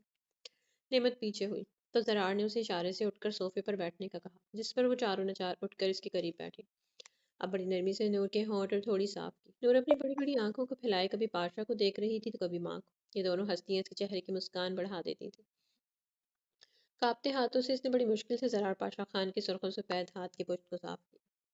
زرار پاشا خان نے بڑی فرصت سے اس کی مخملی انگلیوں کی لرزاہٹ محسوس کی۔ مجھے چھونے پر تمہارا یہ حال ہے خانم، سوچو جب میں پورے حق سے تمہیں چھوؤں گا تب کیا ہوگا تمہارا۔ پھوٹنے لگی جب زرار پاشا خان نے اپنی ٹانگ سے اس کی دونوں ٹانگیں لاک کی۔ نعمت بے بسی سے اپنی سے آنکھیں پھیلائے اسے دیکھے گئی، جس نے مسکرا کر بڑے بے باک انداز میں اس کے وجود کو بھڑکتے شعلوں پر گھسیٹا تھا۔ وہ جبڑے پیچھے سب سے لال پیلی ہوتی جا رہی تھی۔ کیا ہوا؟ شرما کیوں رہی ہو ڈارلنگ؟ زرار پاشا خان نے اس کے غصے کو جان بوجھ کر اس کی شرم کا نام دیے اس پر ٹونٹ کیا، جس پر وہ بپھر پڑی تھی۔ میں کیوں شرمانے لگی تم سے؟ تمہارا تو دل نہیں کرتا میری طرف دیکھنے کو، تو اب کس منہ سے دیکھ رہے ہو مجھے؟ دہکتے گالوں سمیت وہ سرخ انگارہ ہوئی نظروں سے اسے دیکھتے ہوئے اسپاٹ لہجے میں پھنکاری۔ زرار پاشا خان پر اسراریت سے ہنسا، گہری مسکراہٹ۔ وہ جیسے ہی اس کی طرف جھکا، نعمت بھی ساختہ ہی پیچھے ہوئی، مگر وہ مکمل طور پر اس کے چہرے پر جھک کر اس کا رستہ مسدود کر گیا۔ منہ سے نہیں ناخن سے دیکھ رہا ہوں مسز پاشا، اس منہ سے تو تمہارے منہ لگوں گا ڈارلنگ۔ وہ بھی پورے حق کے ساتھ سرسراتے ہوئے بے باک سے لہجے میں اس نے جتاتی ہوئی نظریں اس کے پورے چہرے پر پھیرتے آخر میں آنکھ دبائی۔ نعمت نے جبڑے بھینچے، اس بے شرم انسان کو گھرتے خود ہی کوپ سے رخ پھیر ڈالا تھا۔ نور کندھے سے لگائے وہ اب اس کے ہاتھ سے رومال چھینتا اپنی جیب میں رکھ چکا تھا۔ نعمت نے خونخوار نظروں سے اس کی پشت کو گھورا جو کھڑکی کی طرف بڑھ رہا تھا۔ کون ہیں آپ؟ ہاتھ چھوڑے میرا۔ وہ کیبن کے قریب پہنچی ہی تھی جب کسی نے بے دردی سے اس کا بازو جکڑا۔ اسے اپنے ساتھ کھینچتے وہ واپس مڑا تھا، جب خواب سے پھولتی سانسوں سمیت اس شخص کی چوڑی پشت کو دیکھتے حریم نے بمشکل سی چند الفاظ ادا کیے۔ اپنے ارد گرد پھیلتی مخصوص خوشبو سے اسے لمحوں میں اندازہ ہوا تھا کہ سامنے والا کون ہے۔ پاپا پلیز مجھے چھوڑیں زرار لالا۔ آنسو بھری نگاہوں سے وہ پیچھے کی طرف دیکھتی زرار کو پکارنے لگی، جبکہ اس کے ساتھ چلتے شخص کو اس کا یوں زرار پاشا خان کو بلانا سخت ناگوار گزرا تھا۔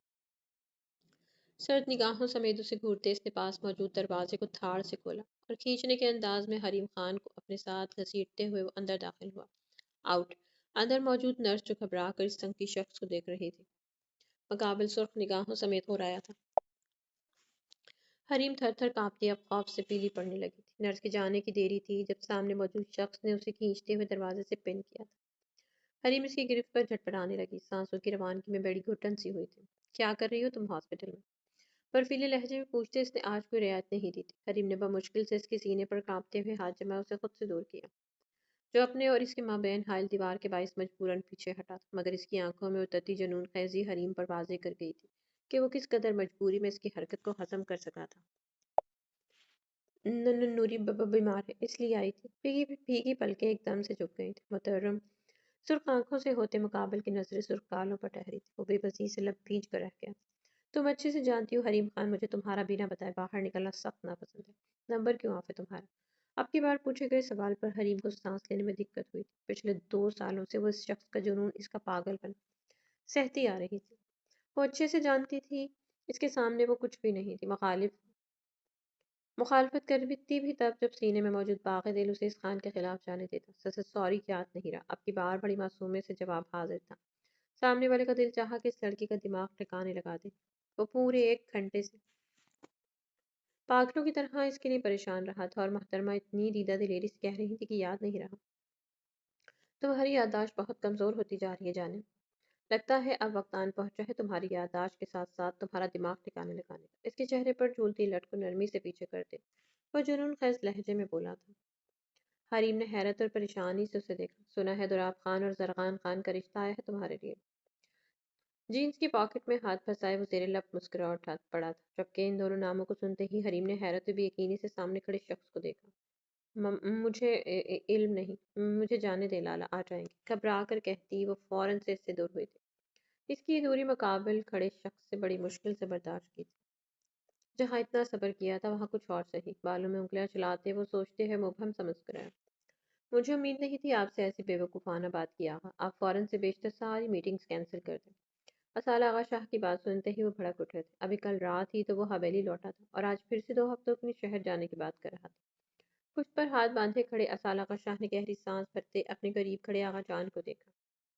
انہیں مطمئن کرنا ناممکنات میں سے ایک تھا۔ شام کے سائے گہرے ہوتے جا رہے تھے اور اسال آغا شاہ آج کی رات کسی بھی صورت میں اپنے کمرے میں نہیں گزار سکتا تھا۔ وہ قریشی سے کیا اپنا وعدہ اسے بخوبی یاد تھا، اور اب وہ بہت پلاننگ سے آغا جان کے سامنے کھڑا تھا۔ اس طرح سے صبح سے ان کی ذہن کشی کی تھی کہ وہ کچھ حد تک اسال آغا شاہ پر ایمان لے آئے تھے۔ کھڑکی کی اوٹ میں چھپی محمل بخوبی ان دونوں کو دیکھ رہی تھی۔ کوئی بھی نہیں جانتا تھا کہ وہ کیا سوچ رہی ہے، اس کا ذہن کون سے تانے بانے بن رہا تھا، مگر پچھلے 1 ہفتے سے اس نے حویلی کے ہر کونے اور ہر شخص پر پوری نگاہ رکھی تھی۔ یہی وجہ تھی کہ وہ اکثر کمرے سے باہر پائی جانے لگی تھی۔ جانا ضروری ہے آغا جان، احمدی گروپ نے ہمارا سارا بزنس خود ٹیک اوور کر لیا ہے۔ پچھلے 6 ماہ سے میں حویلی میں ہی رہا ہوں اور میرے مینیجر کی کال آئی تھی۔ شاید وہ لوگ ہماری کمپنی کو ہتھیانا چاہتے ہیں۔ سفید رنگ کے مردانہ سوٹ میں ملبوس آف وائٹ شال کندھوں پر ڈالے وہ اپنی بھرپور وجاہت سمیت ان کے قریب کھڑا تھا۔ آغا جان سوچ میں ڈوبے۔ آغا یہ سب پچھلے ہفتے ہی سنبھال چکا تھا، مگر آغا جان سے تب ذکر نہیں کیا، مگر اس وقت اسے موقع مناسب لگ رہا تھا کیونکہ یہ بزنس آغا جان کی خواہش پر شروع کیا گیا تھا، اور اگر وہ بند پڑ جاتا تو الگ بات تھی، مگر جہاں تک بات ہتھیانے کی تھی آغا جان کسی کو اپنا اناج کا ایک دانہ نہ ہتھیانے دے۔ کاروبار تو پھر خیر۔ دیکھو آغا، تم نے ہمیں پریشانی میں ڈال دیا ہے۔ میں تمہیں جانے کی اجازت دے دوں مگر پورے 2 ہفتوں کی نہیں، 3 دن میں سب سمیٹ کر واپس آنا ہوگا تمہیں۔ محمل اب ان کے حکم کو سنتے ہی گہری سانس بھر کر پیچھے ہٹ گئی۔ اسال نے تابعداری سے سر ہاں میں ہلایا۔ ایک بار یہاں سے نکل جاتا پھر وہ واپس اپنی مرضی سے ہی آنے والا تھا۔ ٹھیک ہے آغا جان، بدر عالم رات تک لوٹ آئیں گے، میری غیر موجودگی میں وہ حویلی ہی رہیں گے۔ اب میں چلتا ہوں، تھوڑی دیر تک نکلنا ہے مجھے، وہ نرم لہجے میں کہتا واپس مڑ گیا تھا، جبکہ اس کی پشت کو گھورتے آغا جان سوچ میں تھے۔ کیا آغا واقعی کاروبار کے لیے جا رہے ہیں یا بات کچھ اور تھی، مگر کیا؟ تم اس گلاس میں پانی نہیں پی سکتی لڑکی، جاؤ اور ملازموں والا برتن استعمال کرو۔ کاؤنٹر پر ایک طرف رکھی بوتل سے پانی گلاس میں انڈیلتی محمل کے ہاتھ سے جھپٹ کر گلاس چھینتے خدیجہ نے تنفر بھری نظروں سے سر تا پیر گھور کر دیکھتے ہوئے کہا۔ گلابی رنگ کے کامدار سوٹ میں ملبوس دوپٹہ سر پر جمائے کھڑی وہ اچھے خاصے قد کے مالک، نیلی آنکھوں والی بے تحاشا حسن رکھنے والی محمل قریشی کو دیکھ سر تا پیر جل کر کولا ہوئی تھی۔ آغا جان کے حکم پر خدیجہ حویلی رہ رہی تھی کیونکہ اب اس کی شادی کی ذمہ داری آغا جان نے اپنے ذمہ لے لی تھی۔ محمل نے لب کھینچ کر اسے دیکھا۔ گلاس واپس کرو، سرد لہجے میں کہتی وہ آگے بڑھی۔ کچن میں کام کرتی نوری اور فرخندہ کی اکھیوں سے دونوں کو دیکھ رہی تھی۔ اوقات مت بھولو غریب لڑکی، اسال آغا شاہ کی باندی ہو، بیوی مت بنو۔ محمل کا دو بدو جواب دینا اور غصے میں اس سے گلاس کے لیے بحث کرنا خدیجہ کے تن بدن میں آگ لگا کے۔ روب تو چپ چاپ سن لیتی تھی مگر یہ غریب کسان کی بیٹی اسے زہر سے بھی بری لگ رہی تھی۔ محمل نے جلتی آنکھوں سمیت اسے دیکھا، جھپٹ کر گلاس ایک دم سے کھینچا۔ خدیجہ ہاتھ موڑنے پر بری طرح سے کر رہی تھی۔ کیوں بیوی تو تم بننا چاہتی تھی؟ تمہیں گھاس نہیں ڈالی سائی نے اس لیے مرچی لگ رہی ہے؟ ایک بھرپور تیز نگاہ اسے سرتا پیر دیکھتے محمل دلکشی سے مسکرائی تھی۔ خدیجہ کا ہاتھ اٹھا تھا، غصے سے چہرے لال بھبو کا ہو رہا تھا۔ اس سے پہلے کہ محمل وہ ہاتھ روکتی، سالہ کا شاہ نے ایک ہی جست میں اس کے ہاتھ کو اپنی گرفت میں لیتے دوسرے ہی لمحے دور چھٹکا۔ چچا چھوڑے مجھے، رونے کی شدت سے لرزتے ہوئے بھیگے لہجے میں کہتی وہ بھرپور مذمت کرتی۔ زارون سکندر خان کو خود سے دور کرنے لگی، جس نے آنکھیں میچتے ہوئے گہری سانس بھرتے اپنے آپ پر قابو پانے کی ناکام سی کوشش کی۔ ششت، ریلیکس۔ گلمینہ خان کی کمر کے گرد اپنا مضبوط ہتھیار باندھے وہ اسے خود میں بھیجے نرم لہجے میں بولا۔ گلمینہ خان کا چہرہ آنسوؤں سے تر تھا، لرزتا کپکپاتا ہوا وجود اب زارون سکندر خان کی گرفت میں بے جان سا ہو رہا تھا۔ یہاں آؤ، گہری سانس بھرتے وہ اس سے دور ہوا، انگلیوں سے اس کے چہرے پر بکھرتی زلفوں کو سنبھالتے ہوئے اس کا ہاتھ جکڑتے اسے ساتھ لیے بیٹھ کے سمٹ پڑا۔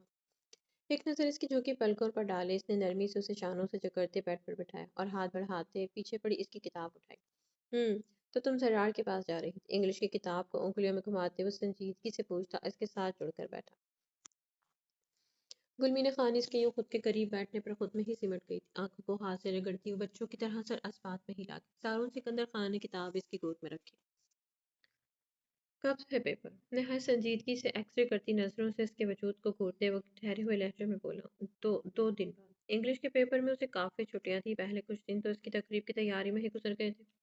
حریم نے تقریباً سب کچھ تیار کر لیا تھا، مگر گلمینہ خان تو ویسے ہی انگریزی سے جان جاتے، اوپر سے حریم کی تیاری کا سن کر اسے ہال اٹھ رہے تھے، کچھ آتا بھی ہے یا نہیں۔ دوپٹہ اس کی گردن سے اتارتے ایک طرف پھینکتے وہ فرصت سے اس کی سنہری لٹوں سے کھیل رہا تھا۔ گلمینہ خان کا چہرہ شرم و حیا سے دہک کر انگارہ ہونے لگا، وہ ہونٹ کو چلتی آگے پیچھے دیکھنے لگی۔ کچھ پوچھا ہے میں نے مسز؟ اسے یوں شرماتا دیکھ زارون سکندر خان نے لب دبائے سنجیدگی سے پوچھا، جس پر گلمینہ خان نے روئی صورت بنائے اسے دیکھا۔ زارون سکندر خان کا دل اس کی حرکت پر زوروں سے دھڑکا تھا، بے ساختہ ہی وہ اس کی طرف جھکا تھا۔ گلمینہ خان گھبرا کر پیچھے ہٹنے لگی، جب پشت پر ہاتھ پھیلائے اس کی ساری راہیں وہ مسدود کر گیا۔ پاس پڑا دوپٹہ اٹھائے سلیقے سے اس کے سر پر اڑایا، جو اب بڑی بڑی آنکھیں پھیلائے حیرت سے اسے دیکھ رہی تھی۔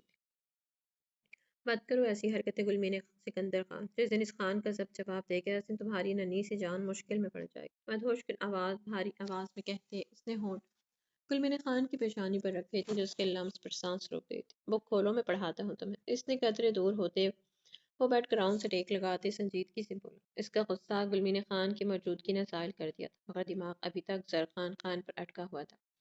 بظاہر زرخان خان میں ایسی کوئی برائی نہیں تھی، مگر پھر بھی جانے کیوں زارون سکندر خان کا دل مطمئن نہیں تھا۔ گلمینہ خان بک کھول کر بیٹھ چکی تھی۔ ماں زارون کا موبائل فون رنگ ہوا، اس نے چونک کر اسکرین پر جگمگاتے نمبر کو دیکھا۔ کچھ توقف کے بعد وہ اٹھ کر بالکنی کی سمت بڑھا، کال اٹھاتے ہی اس نے موبائل فون کان سے لگایا۔ دوسری طرف سے ملنے والی خبر پر اس نے بے ساختہ ہی لب بھیج ڈالے۔ حد میں رہو ختیجہ، ہمت بھی کیسے کی تم نے میری بیوی پر ہاتھ اٹھانے کی؟ خود کو یک ٹک یقینی سے دیکھتی ختیجہ کی آنکھوں میں سنجیدگی سے دیکھتے اسال آغا شاہ اس کے اور محمل کے درمیان دیوار کی مانند حائل ہوا تھا۔ محمل بے ساختہ اس کی چوڑی پشت کو گھورے گئے۔ اس شخص کے مان بھرے الفاظ نے اسے گہری پرسکون سانس بھرنے پر مجبور کر دیا تھا۔ یہ بیوی نہیں باندھی ہے آپ کے اسال آغا شاہ؟ شہادت کی انگلی محمل کی طرف اٹھائے وہ نفرت سے پھٹ پڑی تھی۔ اسال نے لب بھینچے اسے تعصب بھری نگاہوں سے دیکھا۔ تمہیں اس حویلی میں اس لیے نہیں لایا گیا ختیجہ کہ تم سب کی زندگیوں میں دخل اندازی کرتے پھرو۔ یہ تمہاری پہلی اور آخری غلطی سمجھ کر میں معاف کر رہا ہوں، آئندہ ایسا ہوا جو تمہارے لیے ہرگز بھی اچھا نہیں ہوگا۔ قہر بار نظروں سے ختیجہ کو دیکھتے وہ سرد لہجے میں کہتا وہاں موجود نوکروں کو بھی چونکا گیا۔ اسال آغا شاہ کا محمل قریشی کے لیے اس طرح سے بولنا انہیں واقعی اس لڑکی پر رشک کرنے پر مجبور کر گیا، جس پر کل تک وہ ترس کھا رہی تھی۔ کمرے میں جاؤ۔ دہلیز کے قریب کھڑے آغا جان پر نگاہ پڑتی ہی اسال نے گردن موڑے محمل کو حکم دیا، جس نے چونک کر ایک نگاہ ان سے آنکھوں پر ڈالی اور پھر گہری سانس بھرتے وہ تیز تیز قدم اٹھاتی آغا جان کے قریب سے ہوتی اپنے کمرے کی طرف بھاگی۔ ختیجہ روتی دھوتی وہاں سے بھاگی تھی۔ اسال لب بھینچ کر آغا جان تک آیا، جو غالباً کچھ کہنے والے۔ ہمیں آپ سے ایسی امید ہرگز بھی نہیں تھی آغا، کہ آپ ایک 2 ٹکے کی لڑکی کے لیے اپنی پھوپھو کی بیٹی سے یوں بدسلوکی کریں گے۔ ریکنگ کے قریب کھڑی نیلی آنکھوں میں موجود سنجیدگی سمیٹے دیوار کو گھورتی محمل نے جبڑے بھینچتے ہوئے ان کی بات سنی تھی۔ البتہ چہرے کے تاثرات بالکل ہی نارمل ہی تھے۔ آغا جان، یہ سب کرنا ضروری ہے تاکہ وہ خود میری طرف پیش قدمی کرے، اسال آغا شاہ نے مسکرا کر آنکھ دباتے ہوئے کہا۔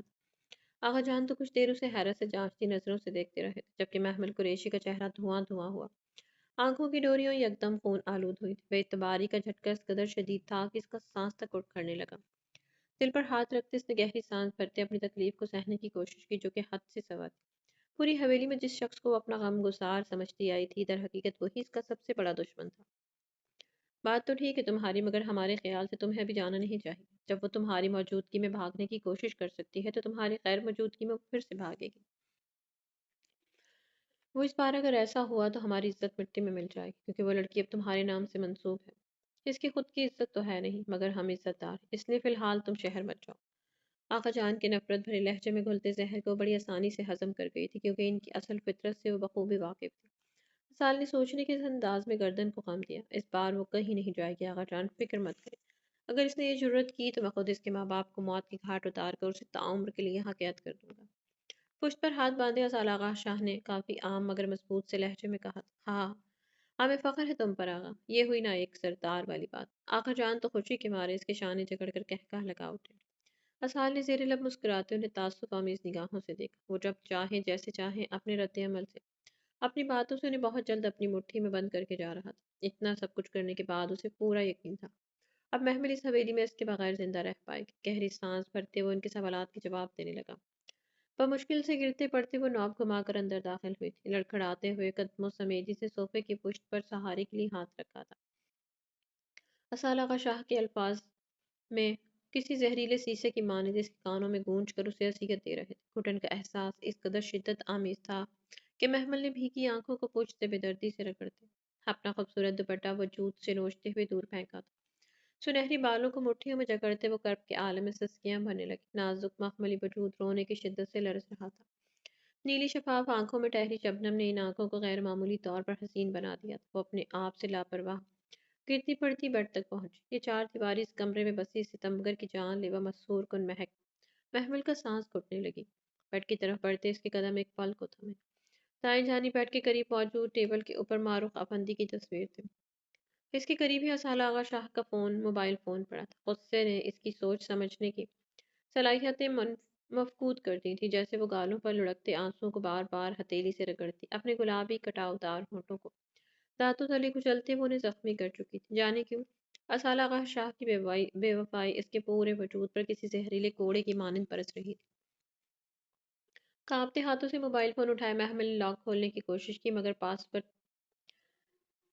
پاس ورڈ انویلڈ تھا۔ بالآخر اس نے محروف کا نام انگلش حروف میں لکھا اور توقع کے مطابق موبائل فون کھل چکا تھا۔ اسکرین پر لگی بلیک ڈنر سوٹ میں ملبوس اسال آغا شاہ کی خوبصورت تصویر کو نفرت سے گھورتے محمل نے اپنے لرزتے ہوئے ہاتھوں سمیت سرار پاشا خان کا نمبر ڈائل کیا۔ اسے 100% یقین تھا سرار پاشا خان اسے ضرور بچائے گا۔ رنگ جا رہی تھی، محمل کا دل زوروں سے دھڑکا تھا۔ اسال آغا شاہ کے اصلی روپ نے اسے سرار پاشا خان کی بے گناہی کا ثبوت دے دیا۔ اسے یقین تھا کہ وہ آج بھی اس کے لیے پریشان ہوگا۔ اس کی ایک پکار پر وہ دوڑا چلا آئے گا۔ ہیلو، کال اٹھائی گئی تھی۔ سرار پاشا خان کی خوبصورت گھمبیر آواز کو سنتے ہی محمل کی آنکھوں سے اشک بہتے چلے گئے۔ وجود سن پڑ گیا تھا۔ اس نے کوشش کی کچھ بولنے کی، کون ہے؟ ایسے اٹھاتے ہیں بچی کو؟ ادھر تو میری بیٹی۔ نرس جو نور کا فائنل چیک اپ کرتی ہے اسے بیڈ پر سے اٹھا رہی تھی۔ نور کا بازو بری طرح سے مڑنے کے سبب وہ روئی تھی، جسے دیکھ سرار پاشا اپنا آپ پاک ہوتا ہوا کر نرس پر برس پڑا۔ وہی دوسری جانب کال پر موجود محمل اس کے الفاظ سن کر سناٹوں کی زد میں آئی تھی۔ اس کے ہاتھ سے موبائل فون جھپٹتے اسال آغا شاہ نے اگلے ہی لمحے موبائل فون دیوار پر دے مارا۔ محمل فریز سی کھڑی تھی۔ موبائل فون دیوار پر لگنے سے کمرے میں دھماکے کی سی آواز گونجی، مگر محمل قریشی کسی پتھر کے بت کی مانند کھڑی رہی۔ اس کے چہرے پر اب کسی بھی قسم کا کوئی تاثر نہیں تھا۔ اسے دیکھ اسال آغا شاہ غصے کی انتہا پر ہونے کے باوجود بھی ٹھٹکا تھا۔ پھولتی سانسوں سمیت بمشکل سے نظریں اس کے دہکتے وجود سے ہٹاتے اس نے بغیر اس کی پھیلی ساکت ہوئی آنکھوں کو دیکھا۔ 2 قدم اٹھائے وہ اس کے قریب ہوا۔ محمل نہایت نرم لہجے میں اسے پکارا، جس کے وجود میں کوئی ہلچل نہیں ہوئی تھی۔ محمل اسال آغا شاہ لمحوں میں تڑپ کر اس کے نزدیک ہوا۔ دونوں ہاتھوں کی انگلیاں اس کی گردن کی پشت پر پھیلائے وہ اب انگوٹھے اور شہادت کی انگلیوں سے اس کے سرد گالوں کو چھونے لگا۔ کیا ہو گیا یار محمل؟ اس کا ٹھنڈا پڑتا وجود اسال کی جان پر بنایا تھا۔ اسے شدت سے کسی غلطی کا احساس ہوا تھا، مگر کیا؟ وہ یہ سمجھنے سے قاصر تھا اس سے پہلے کہ وہ اب اس کا نام پوری طرح سے لبوں پر لاتا، اگلے ہی لمحے وہ اس کی باہوں میں کسی ٹوٹی شاخ کی طرح گری۔ اسال آغا شاہ نے تڑپ کر اس کے چہرے کو تھپکنا چاہا، مگر اس کے چہرے کی نیلی پڑتی رنگت دیکھ وہ دہشت زدہ سا ہوا۔ محروق کا خون آلود چہرہ اس کی آنکھوں کے پردے پر لہرایا تھا۔ وہ پاگلوں کی طرح اسے سینے میں بھینچ گیا۔ اپنی شال اڑائے محمل کے نازک وجود کے گرد لپیٹتے وہ آندھی طوفان کی طرح اسے باہوں میں بھرتے کمرے سے باہر بھاگا تھا۔ حویلی کے ملازمین کے ساتھ ساتھ ایک اور شخصیت بھی تھی جس نے بڑی چپتی نگاہوں سے یہ منظر دیکھا تھا۔ تو میرے پیارے ویورز، امید کرتی ہوں کہ کہانی آپ کو اچھی لگی. کہانی اگر آپ کو اچھی لگی تو کمنٹ باکس میں اپنی قیمتی رائے کا اظہار ضرور کیجیے گا. ملتے ہیں نیکسٹ کہانی کے ساتھ. تب تک کے لیے اپنا بہت سارا خیال رکھیے گا. اللہ حافظ.